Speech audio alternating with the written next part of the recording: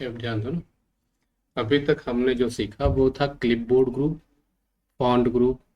अब आज जो सीखेंगे हम लोग वो होगा हमारा अलाइनमेंट ग्रुप। अब ये अलाइनमेंट ग्रुप कैसे काम करता है, क्या क्या है इसमें, कब उपयोग करेंगे, क्या ज़रूरत होती है, क्या रिक्वायरमेंट हमें कब पड़ती है, ये सारा चीज़ इसमें हम देखने वाले हैं।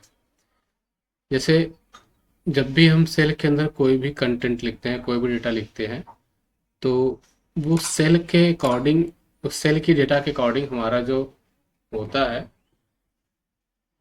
टेक्स्ट, वो सेट हो जाता है किस जगह जाना है। जैसे जैसे मैं अगर अल्फ़ाबेट में लिखूं तो आप देखेंगे कि ये लेफ्ट लाइन है, ठीक है। अगर मैं नंबर में लिखूं तो आप देखेंगे राइट लाइन है। ऑटोमेटिक सेट रहता है कि नंबर्स राइट की तरफ जाते हैं और टेक्स्ट लेफ्ट लेफ्ट की तरफ जाता है। तो कभी कभार हमको आवश्यकता ऐसी पड़ती है कि किसी को लेफ्ट किसी को राइट करना होता है, या तो फिर सभी को हमें जो है सेंटर करना होता है। तो इसको देखें कैसे कि हम ये लेफ्ट में है कि राइट में है, तो इसके लिए थोड़ा सा हम सेल इसको बड़ा करते हैं दिखाने के लिए। इधर भी करते हैं, इधर इसको बड़ा करते हैं, उधर तो छोटा हो गया ओवर। और ये तो हो गया इसका। अब इसकी हाइट भी बढ़ा लेते हैं। तो देखोगे ये लेफ्ट साइड में है, ये होता है राइट, ये होता है लेफ्ट, और ये होता है टॉप, ये होता है बॉटम।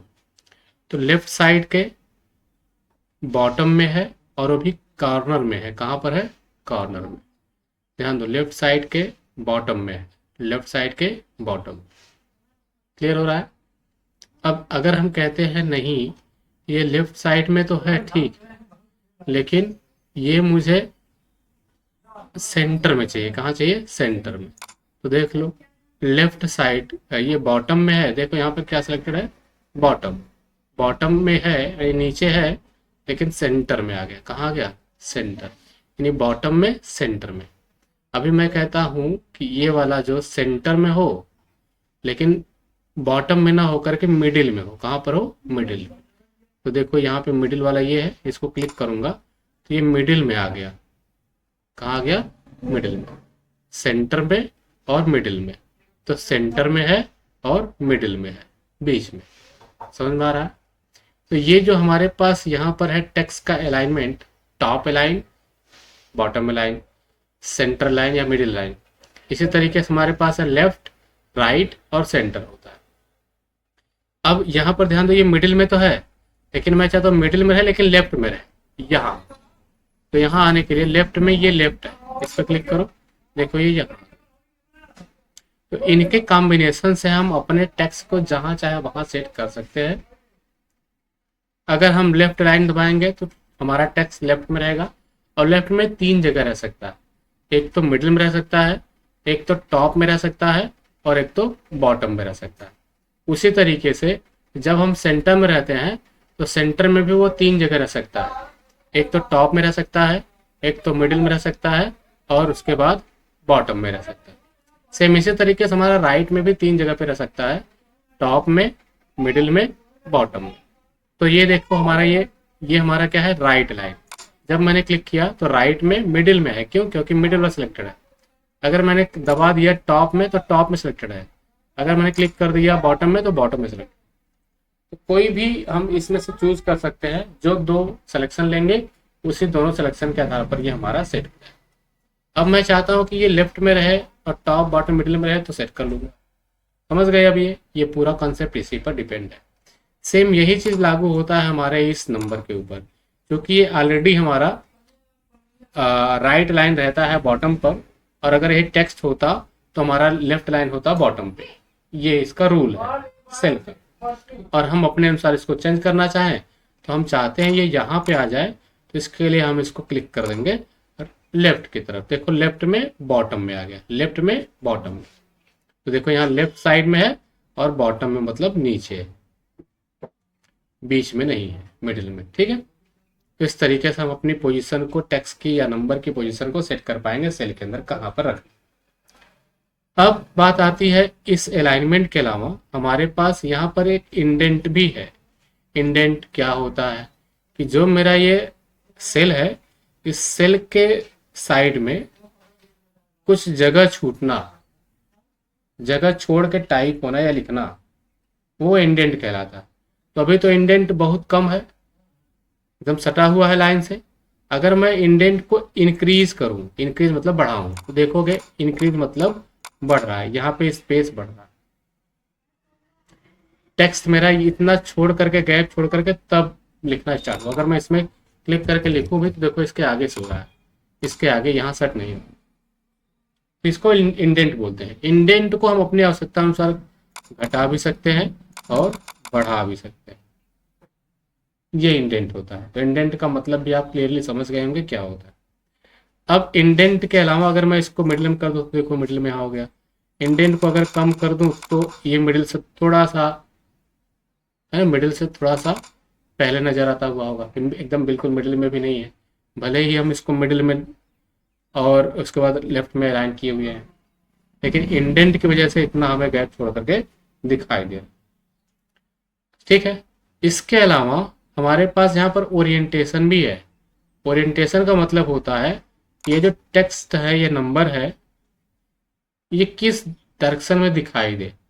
जैसे ही मैं इसके ऊपर क्लिक करूंगा तो देखोगे इसकी पोजीशन, अभी तो ये फिलहाल टेक्स्ट के अंदर है, जैसे ही मैं इसको क्लिक करूंगा तो इसके पोजीशन वो सेट करने का फॉर्मेट सेल अलाइनमेंट, जैसे मैं इसको चाहता हूँ यहाँ पे इस डायरेक्शन में सेट कर दूँ, ओके, तो देखोगे मेरा कुछ इस तरीके से सेट हो। और अगर चाहते हो रोटेट कराना तो देखोगे यहाँ एंगल क्लॉकवाइज, फिर और चाहते हो एंगल वर्टिकल टेक्स्ट अप, मतलब इधर से, ठीक है, इंडेंट बढ़ा दो। ठीक, इंडेंट बढ़ाने के बाद, अच्छा चूंकि इंडेंट ज़्यादा रहता है इसलिए इसमें सेट करना मुश्किल होता है, देख रहे हो ना। तो इस तरीके से हम रोटेट करा सकते हैं। इसके अलावा और भी है, रोटेट टेक्स्ट डाउन, ऊपर से नीचे की तरफ रहता है। और इसमें क्लियरली समझ में नहीं आ रहा तो हम इसको हटा करके इसकी जगह एक नया टेक्स्ट टाइप करते हैं। ठीक है, इतना हमने टाइप किया, देख लो कुछ इस तरीके से सेट हो गया ये, क्योंकि इसका जो इंडेंट था वो हमने कैसा सेट किया था, ऊपर से नीचे की तरफ। देखो यही है ना कि टेक्स्ट डाउन की तरफ जाए, ऊपर से नीचे की तरफ। टेक्स्ट अप की तरफ मतलब नीचे से ऊपर, देखो अजीत कुमार तब मौर्य, तो टेक्स्ट अप हो रहा है नीचे से ऊपर की तरफ। इसी तरीके से हमारा टेक्स्ट जो क्लॉक वाइज है, क्लॉक वाइज माने क्लॉक जैसे घूमती है उसी डायरेक्शन में है। एंटी क्लॉक वाइज करोगे इसका उल्टा हो जाएगा, देखो यहाँ था अभी यहाँ चल रहा है। तो ये कुछ हमारे पास ऑप्शन है, और बाकी जो फॉर्मेट सेल अलाइनमेंट है हम यहाँ पे क्लिक करके अपने अनुसार उसको कम या ज़्यादा कर सकते हैं। ठीक है, देख लो इस हिसाब से। तो ये पूरा मैटर था। अब बात करते हैं कि ये क्या है।